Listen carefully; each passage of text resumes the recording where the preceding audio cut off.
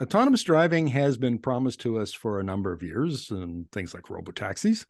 But a couple of stories in the past week or so have cast a little bit of a pall on the autonomous driving industry. Argo AI, which is backed by Ford and VW, closed its doors, and the Justice Department apparently is investigating Tesla CEO Elon Musk's repeated claims that full autonomous driving, level 5 driving, was just around the corner. So I'm going to talk to Sam Abuelsamid, automotive engineer, and EV analyst for Guidehouse Insights about that. So welcome to the interview, Sam. Hey, Markham, it's good to see you again. Well, likewise. Now, look, the most important, most interesting story here, I think, is Argo AI. What can you tell us about that? Yeah, so Argo AI was a company started up in late 2016 by Brian Selesky and Pete Rander.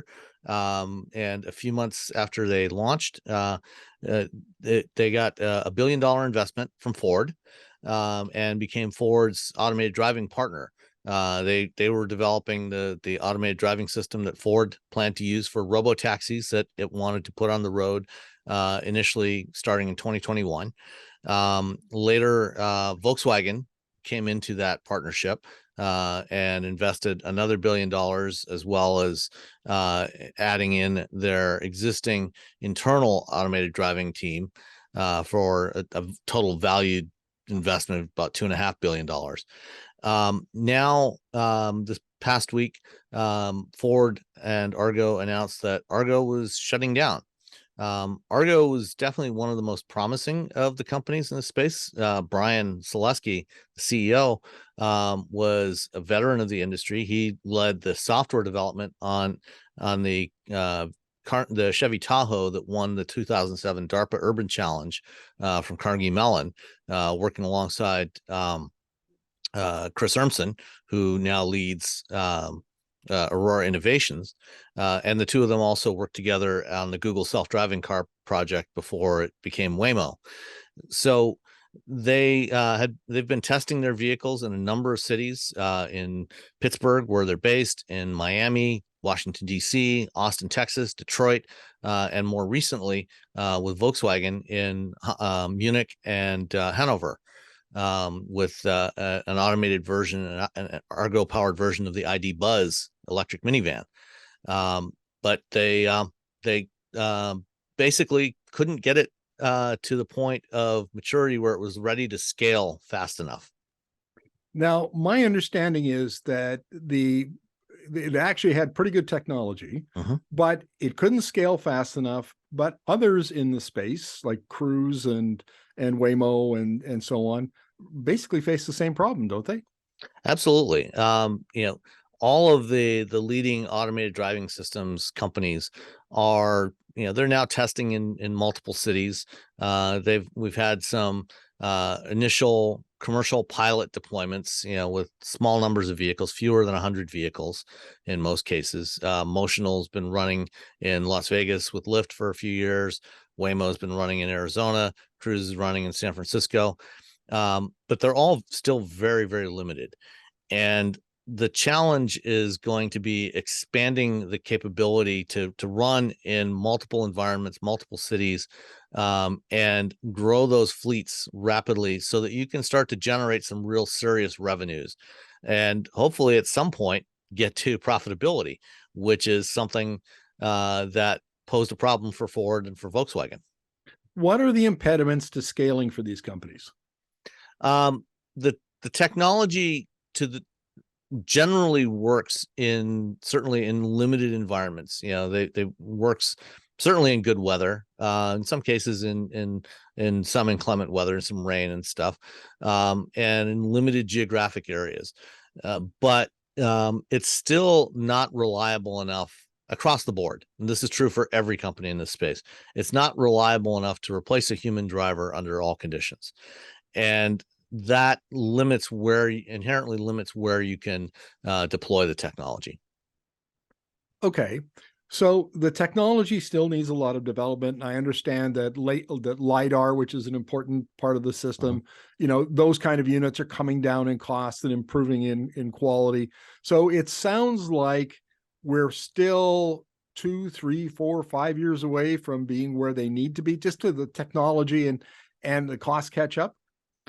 I would say to get to be at the point where you can really start to scale it up dramatically, and get to a level of a number of vehicles on the road where you can start to build a really viable business out of it. It's probably closer to 8 to 10 years, closer towards the end of this decade than where we are today. Okay. Now, I understand, though, that some of these companies are already offering commercial services like cruises, if I'm not mistaken. And so is there anything they can do to augment the technology, which we all agree is immature and not ready for prime time? But are there things that they can do to augment that in, some adding, I don't know, my favorite example, the only one I've got actually on this, is adding RFID tags around a city so that the car would essentially know where it is. And is that an option, or are we just all in on full autonomous? The cars already know where they are. Between they all use, except for Tesla, they all use high definition maps.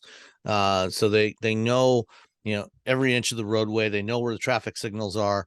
They know, what lanes they can travel in which direction, and all this.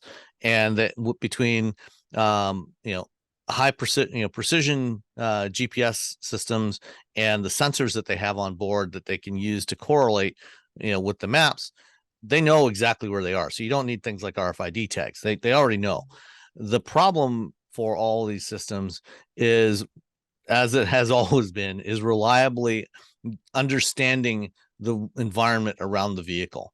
And when you look at an automated driving system, basically 4 steps: perception. You got to look out, use the sensors to look at the world around the vehicle and understand what's there. Is it a car? Is it a truck? Is it a pedestrian? Is it a cyclist? Is it a dog? Then you have to predict what all those other road actors are going to do in the next 3 to 5 seconds, then plan a path through that environment, and then execute that path. Those first two, the perception and prediction, still remain problematic for everybody. And reliably detecting what is around you and distinguishing different other road users, and then predicting what they're going to do, especially for pedestrians and cyclists, which can change direction very quickly, is still really, really hard. Do we need robotaxis to have 100% safety records? I mean, certainly human drivers don't. No, I mean, realistically, you're never going to get to 100%, especially when they still have to operate, coexist with humans, whether they're humans on foot or humans in other vehicles. You're almost certainly never going to get to 100%. But it needs to be at least as good as, and preferably significantly better than, a human driver. If you can't validate that you can be substantially better than a human, then there's really no point in doing the automation, and we're not there yet.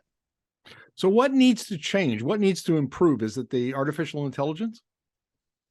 Yeah, the software, and it's not just, artificial intelligence. It really needs to be a mix of, artificial intelligence is more what we call probabilistic algorithms, whereas rules-based algorithms are deterministic algorithms, that have hard and fast rules built in there. You need a combination of the two to do this, and finding the right balance, and just improving those algorithms to the point where, when you can look at an image that comes off of a camera and look at your LiDAR point cloud and your radar signal and really understand what it is that you're seeing there in that view, and where it is in space relative to the vehicle, how fast it's moving, and what direction it's moving in. All those things need to improve. Now, like most journalists, I get all sorts of, I subscribe to different news services and so on. And there are a couple of, MIT comes to mind, that regularly show up in my inbox with stories about artificial intelligence. And my perception of it is, it's not an area that we report on, but my perception is that steady advances are being made. We're getting into some pretty sophisticated capabilities. And so when you say 8 to 10 years, are you assuming that, over the next, say, 5 years, we're going to have big advances in AI that then allows the engineers to write the software around it to solve the problems that come with autonomous driving? I would not place any bets on sudden big advances. Those tend to happen very sporadically and unpredictably. What the techniques, the software techniques we're using today were kind of discovered in the early 2010s. When they came up with the concept of deep neural networks and some of the other machine learning concepts. And but the concept of AI goes back many, many decades. And it tends to go in fits and spurts. There might be some big advancement that comes 6 months from now. There might be a big advancement that comes 6 years from now. We don't know. Right now, we had that big advancement in the middle part of the last decade, and that suddenly moved things forward very quickly, but then it plateaued, and it's been climbing very, very slowly ever since it hit that plateau. And so that's why it's hard to predict, when we'll get to that stage where these systems are at least as good, consistently as good as or better than humans. Okay, interesting. I think we've got a handle on what the issues are around deployment of full autonomous driving vehicles, including robotaxis.